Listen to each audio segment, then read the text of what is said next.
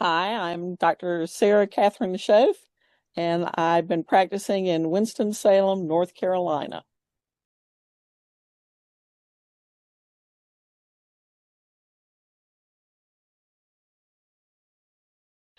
This is very interesting. I actually was a physician assistant before I went to orthodontic school, and I had worked with a group called Amos Cottage, which had a lot of developmental and genetic uh, deformity children patients when I was in PA school. And it was something that I really, really enjoyed working with, and I always wish that I could help more in that area. Ah, well, I think it's reshaping not only dentition, but faces and smiles and changing people's lives. A little different for society. I think society uh, likes to gain in on the aesthetic part of it, but they don't really appreciate the occlusal and the uh, speech differences that are really seen with good orthodontics. Well, that I was a PA for 7 years before I went to dental school, which put me in a very interesting position because I was already very familiar with working with patients, and I knew I had a very good medical background before I actually got to dental school. And I also knew when I went to dental school that I wanted to do orthodontics. So I focused everything on orthodontics and spent a lot of time trying to learn as much as I could about the craniofacial area of things. So I was more focused as an older student, and because I already knew what I wanted to do. The other thing that people don't know about me is I see dead people. I'm a forensic dentist. So for the last 35 years, have identified dead bodies, in all kinds of situations. And I still get called upon by our local MEs to do the IDs. I think they're open bite cases that are vertical open bite cases, because just when you think you've got the verticality taken care of, it sneaks back up on you, and you feel like you go on for years and years and years with a lot of these cases, particularly if they're growing in the meantime. And so I find those just very difficult. The other cases are the impacted canines that turn out to be ankylosed, and you spend months and months and months trying to get them in a position and then find they're not going to move. I would say TADS, because I think it has completely brought around the new uh, anchorage systems, and the other would be clear aligners. I got in with clear aligners very, very early on. I think I had case number 204 from Invisalign. And so those two things I think have really uh, made a lot of difference. You're not going to like this one, but I think it's going to be DSOs. I think as we go forward, fewer and fewer orthodontists are going to be, single hut people, or even, group practices. I think it's all going to be turned into corporate. And I really hate that for the people in the future, because they won't know how satisfying it is to be able to, do your own thing and, make it really happen and see the success as you go. Dr. Bob Keim and I were both at Eastman Dental Center at the same time, and we were the only two people kind of forward and backwards at Eastman who both went into teaching. I ended up at a medical center where I was in a department of dentistry and teaching general dental residents, as well as being part of the craniofacial group, sleep appliance group, and the forensic group. So I did a lot of things in the medical center. And he went on, with his teaching career. And so because we were the only teaching people, we kind of kept really close with each other. And so when a slot came up and he knew, as I say, I had these other expertise bits, he was like, ooh, ooh, ooh, we got to get her. We got to get her. Ah, practical, usable advice. I just, again, I'm trying not to reinvent the wheel. If somebody already knows something, tell me about it. Let me use it. Let me find out about it. Let me, incorporate it in my practice. And people who have been out in the trenches and have done things, and you've come up with, that didn't work for stink. Whereas other things are like, oh, I just found out this is the best thing in the world. So it's a good, fun thing to just practical advice.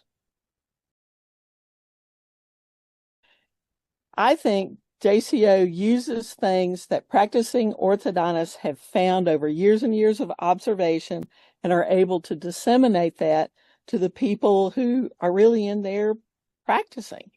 And so it gets the information that people need to them. I really like how there are other groups who are really doing the science. I want to see the science. I want to see the clinical trials. I want to see the scientific trials here and there. That's really important. But other people already do that. So JCO doesn't need to do that. To me, the social media stuff is more off the cuff and a little less thought out sometimes, that people just kind of blather and don't really think about what they put down. And so I like it that JCO, people have looked at it. People have, looked at it before it gets published.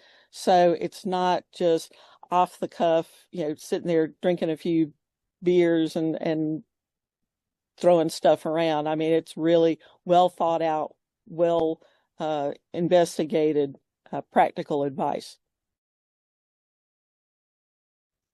I got to interview William Prophet for JCO, and that was, to me, the most wonderful thing in the world. I was underneath him, of course, at UNC, and learned a lot from him, even though I did not do my orthodontic residency there.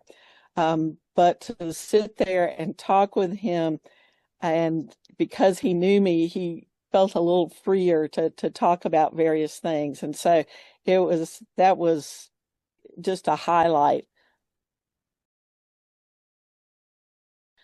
To get your daily usable information to enhance your practice, because this is the stuff that will help you do a better job, take care of people in a better way, and has been really well thought out and used quite a bit, or it wouldn't be in the JCO.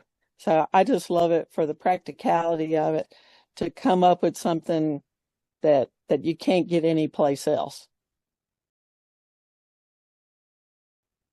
Okay, when I went into dental school, I not only knew I wanted to go into orthodontics, I knew I wanted to teach in dental schools.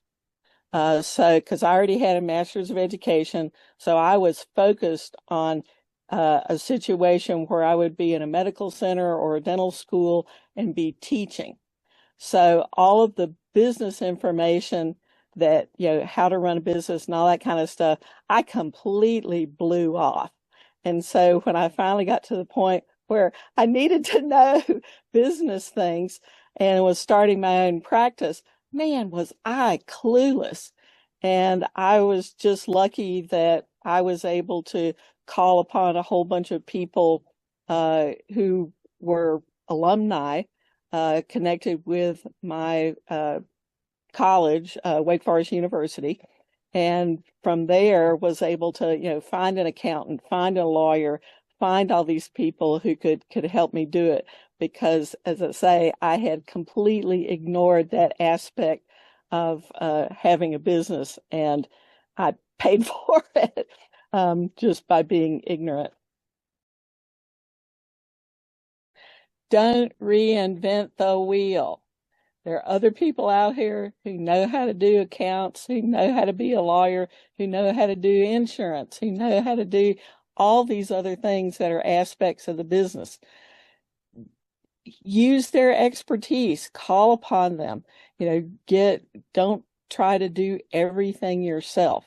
I just feel that if you can grab these other people in whatever way, as I say, I was able to do it through our alumni office, you're going to make more connections and it'll actually spread your whole business. I mean, more people, oh, I know that person, I work with them. So I just find that connections don't reinvent the wheel. Oh, focus. Most residents are still so young that they are, going out 27 drinks with the girls and boys, and they just are not focusing on the task at hand. And they're not utilizing, pick everyone's brain. Oh, you've got all kinds of people, sleep appliance people, forensics people, craniofacial people. I mean, you've got to get in there and really pick people's brains and don't blow off the opportunity that you have. Get engaged with the patients and their families, because if you know people well and know where they're coming from, you can help motivate them better. You can get patients done quicker because they're motivated by you because you have a connection. But also, if the case doesn't go real well, if you already have a really good rapport with that patient and their family, they're much more likely to let things slide than, someone that they thought wasn't paying attention to them and wasn't listening to them. So I say be engaged.